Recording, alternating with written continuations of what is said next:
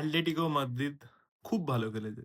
কিন্তু Real de Madrid is so back. আমি খালি এটুকুই বলবো যে রিয়াল মাদ্রিদ কিভাবে করে প্রতিবার সিজনে এরকম একটা মিড পয়েন্টে এসে হঠাৎ করে একটা comeback, only they know it. But they are kind of special for this only. আমি জানি না হঠাৎ করে কোথা থেকে তাদের মধ্যে একটা লুনিন উঠে আসে, একটা জোসেলু উঠে আসে। যেরকম এই সিজনে তাদের একটা থিয়াগো পিটার্চ উঠে এসছে, যাকে নিয়ে আমরা একটু পরে কথা বলব। ইউসিএল এও maybe they could go for a deep run.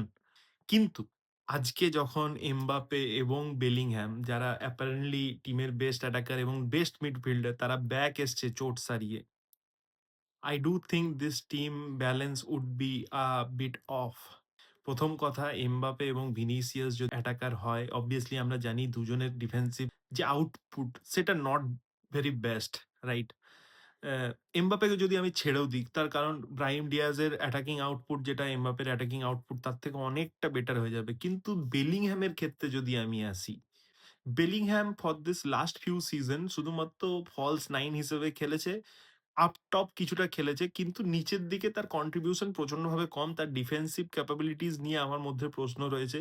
আমার মনে হয় বল ক্যারিং ছাড়া তার কোনো একটা ট্রেড যেটাকে আমি এলিট বলতে পারবো সেরকম ট্রেড আমার কাছে আসেনি।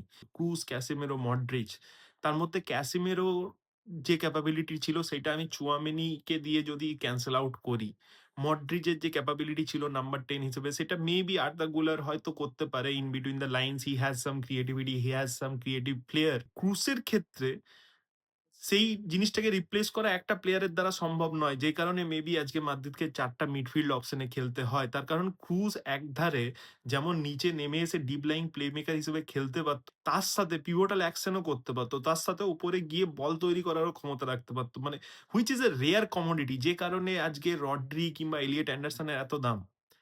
তো থিয়াগো পিটার্চ এই টিমে যে জিনিসটা সলভ করেছে দ্যাট ইজ ভেরি ইউনিক। আমি এই রিয়াল মাদ্রিদ টিমের ১ম দিকে যেকোনো তুমি রিভিউ এ চলে যাও, আমি সেখানে প্রত্যেকবার বলেছি ডিফেন্সের কাছ থেকে বল নেওয়ার জন্য কোনো মিডফিল্ডার ড্রপ করে না। কোনো মিডফিল্ডারের মধ্যে সেই eagerness টা নেই যে give me the ball I will carry it. Give me the ball I will bypass all this pressure. সেই জিনিসটা থিয়াগো পিটার্চ আজকে করছে। He is their saviour. Thiago Pitarch is kind of untouchable according to me. Tchouameni I don't think is replaceable. Tchouameni Peters should be there in the base midfield. আজকে যদি right মিডফিল্ডে Valverde না খেলে then this is a problem, right? মানে তাহলে তো right flank একবারেই অবস্থা খারাপ। Do you think it is justified to start Bellingham over Guler? I don't think so ভাই।